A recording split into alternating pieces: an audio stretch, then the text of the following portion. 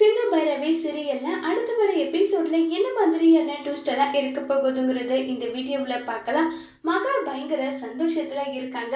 இப்ப இந்த விஷயத்த சிந்து கேட்ட விஷயமும் மகாவுக்கு தெரிஞ்சிடுச்சு. இங்க பாருடி, கேட்ட இல்ல, உன் வாயாலே உண்மையை வர வைக்கணும்னு சொல்லிட்டு தான் என்னுடைய பையன் இப்படிப்பட்ட பிளான் எல்லாமே போட்டுட்டு இருக்கான். நீயாவே கண்டிப்பா வந்து உண்மையை சொல்லிடுவேன்ற நம்பிக்கை எனக்கு இருக்கு. பேசாம உண்மையை சொல்லிட்டு ஒழுங்கு மரியாதையா உன் வீட்டு பக்கம் போயிடு, அதுதான் உனக்கு நல்லதுன்னு சொல்லிட்டு மகா அங்கிருந்து கிளம்பி போறாங்க. இப்ப டாக்டரே, உனக்கு இப்படிப்பட்ட எண்ணம் இருக்கா டாக்டரே?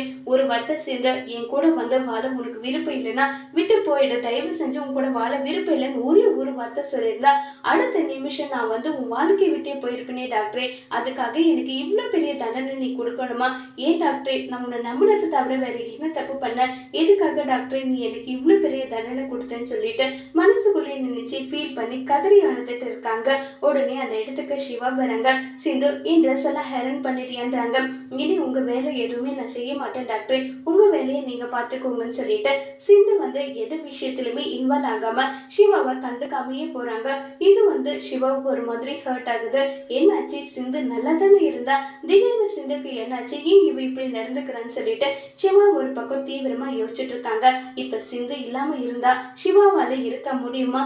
சிவா அவரோட காதலை புரிஞ்சுப்பாங்களா இல்லைங்கிறத வரப்போற எபிசோட்ல வெயிட் பண்ணி பார்க்கலாம். தேங்க்யூ.